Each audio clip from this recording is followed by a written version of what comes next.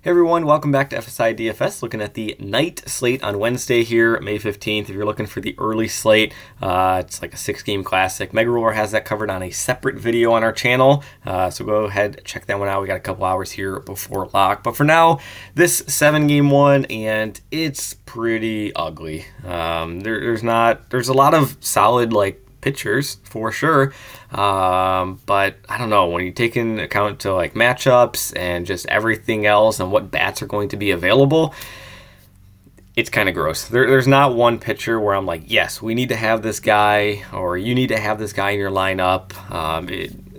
It's not like Dylan Cease versus the Rockies, or like a Spencer Strider. I know he's injured, but like Spencer Strider against Miami. There's none of those matchups and pitchers where we're like, yes, we need to have them. So let's just dive right in. We got the sheet as usual. But yeah, Pablo Lopez up at the top, 9.8K. Toughish matchup facing off against the Yankees, but I think comparatively to everybody else, I mean, he's got the highest strikeout rate. He's got the highest ceiling. He's got the best floor. Wind is also going to be blowing in at a pretty hefty clip in this matchup, so that's going to be coming into play as well. So big boost to the pitchers in this game. So pay attention to the rain, though. It looks like there could be some showers lingering around first pitch. So the last thing we want is for them to start the game, get a delay in like the third or fourth inning, and Lopez's night is done after 3 innings. Not what we want. So pay attention to the weather. But if everything does look clear, Lopez is going to be the number one. Between Houck and Valdez, matching them up, Houck has become like an extreme ground ball pitcher so far this season. So I really like that regard, but he just doesn't have the strikeout rate that a guy like Pablo Lopez has, but he does have a strikeout rate that is better than what Valdez has. Valdez really does not have much of an upside to him at all, whereas Tanner Houck, we've seen the upside. We've seen what he is capable of, getting up to 7, 8, 9 strikeouts this season. And as I mentioned, that extreme ground ball rate that he has had so far this year really helps him have more of a floor in that, he's not really getting absolutely shelled or blown up in any of these games that he even is quote unquote struggling in. So I do have Houck over Valdez, even though Valdez has a nice matchup going up against Oakland. Is it a nice matchup though? Like Oakland's offense has been much better as of late, and Valdez, his strikeout upside is just so limited. His strikeout rate is around like the low 20%. I mean, you can see it right here. 23 strikeouts in 30 innings pitched. 23 strikeouts in 5 starts. Like that's not good. And that is certainly concerning, especially when it comes to DFS purposes and you're looking for upside and you're looking for floor. If he gets in a jam, he's not going to be able to get strikeout after strikeout after strikeout to get out of that jam, and that's certainly concerning. So Oakland could be a really intriguing play. I could see Valdez gathering a lot of ownership here tonight just because he's going to be at home. He's got a nice matchup. I mean, the Houston bats are far and away the best bats on the slate. Like, he's probably going to be in line for the win, so he's going to get those points there. But so I think that Oakland could be a nice little pivot leverage stack. Because again, I don't think any pitcher is like a must-have on the slate at all. So Lopez, Houck, Valdez, I just ranked them in order of their salary. Going into the mid-tier, we got Morton up at the top. If you've seen my videos in the past, my stance on Morton, and that he's a solid pitcher. He's going to get you 5, 6, 7 strikeouts every single game. But he's not really going to absolutely break the slate. I think he did have his last start against the Mets. I think he actually probably did really well. Let's see. It's in my brain. Yep. Yeah. 30 DK points. Awesome. But I don't expect that to occur again against this Cubs team.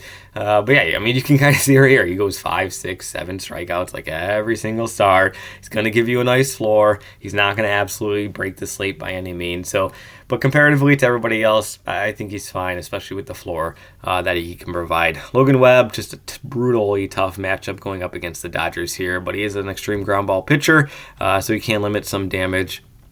But Yeah. Do we want to play a pitcher against the Dodgers when we can have better matchups with better strikeout rates elsewhere? And salary isn't too much of an issue because like nobody is priced over 9.1K except for Lopez.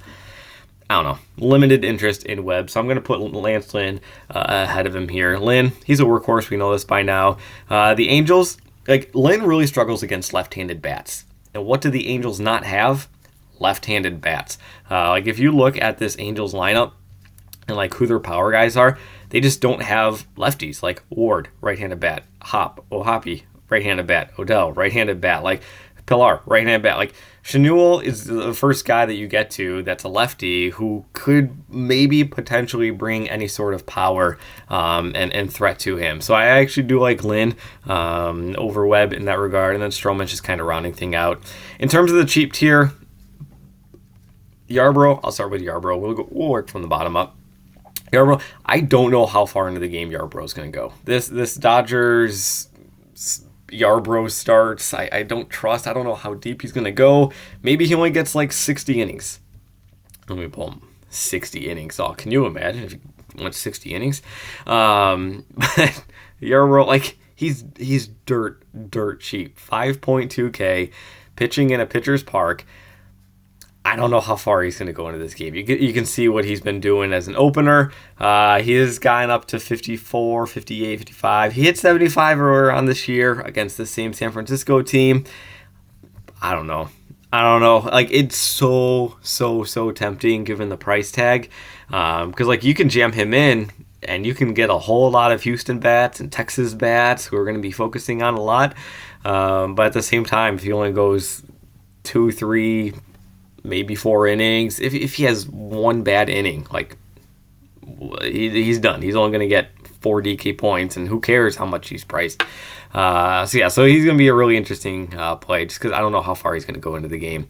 Tosh Bradley, great high strikeout upside with him. We know what he's capable of. We've seen it in previous years. Like he's a high prospect, big dominant strikeout rate, close to 30%.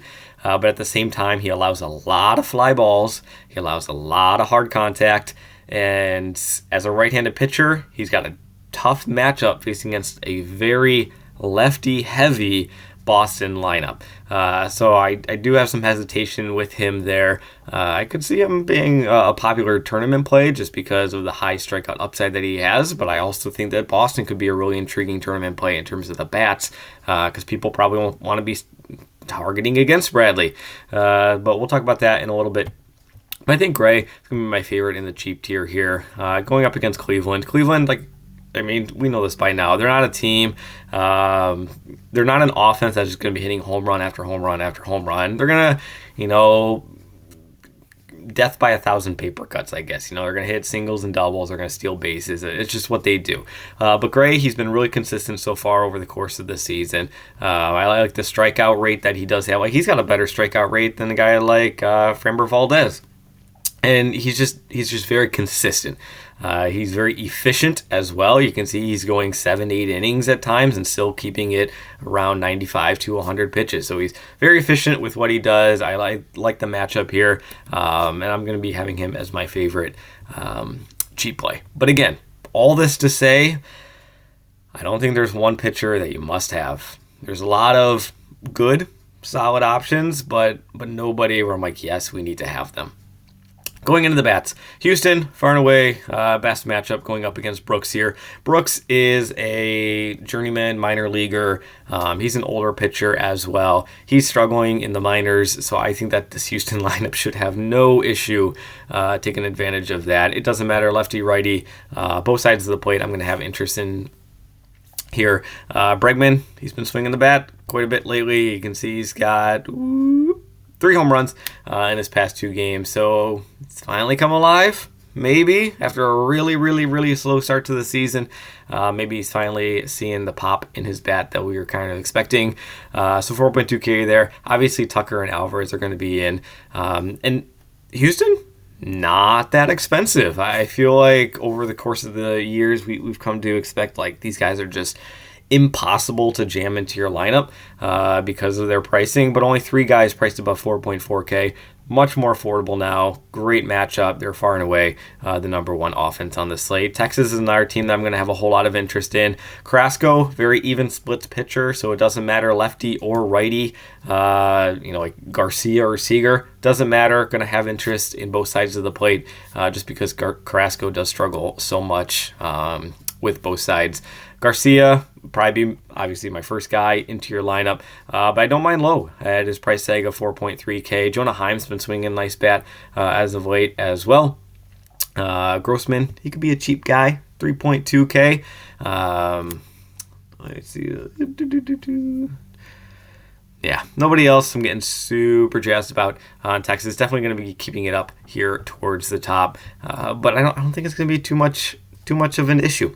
Atlanta, Dodgers, I mean, yeah, great offenses, not the easiest of pitching matchups that they're going to be in, but still, just elite offenses that we're always going to have somewhat interest in. Boston, favorite GPP. I kind of already mentioned that Bradley is like an extreme fly ball pitcher. He's been allowing a lot of hard contact, but he does have that high strikeout rate, which, kind of helps his cause and getting out of jams and all that kind of stuff.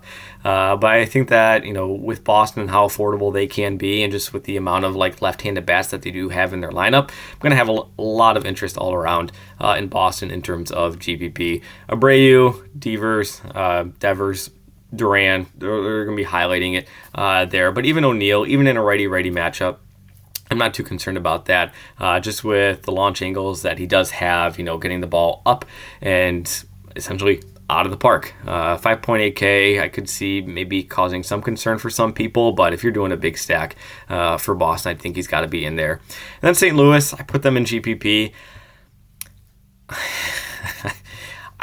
Man, St. Louis, their offense. I like their offense in terms of the matchup that they are in, facing off against Canning. Canning has just struggled just mightily throughout the course of the season, but you also know who has struggled mightily? St. Louis. Like, these guys just can't get it together. Goldschmidt is he's got a couple hits there. Did you know he started off May going 0 for 27?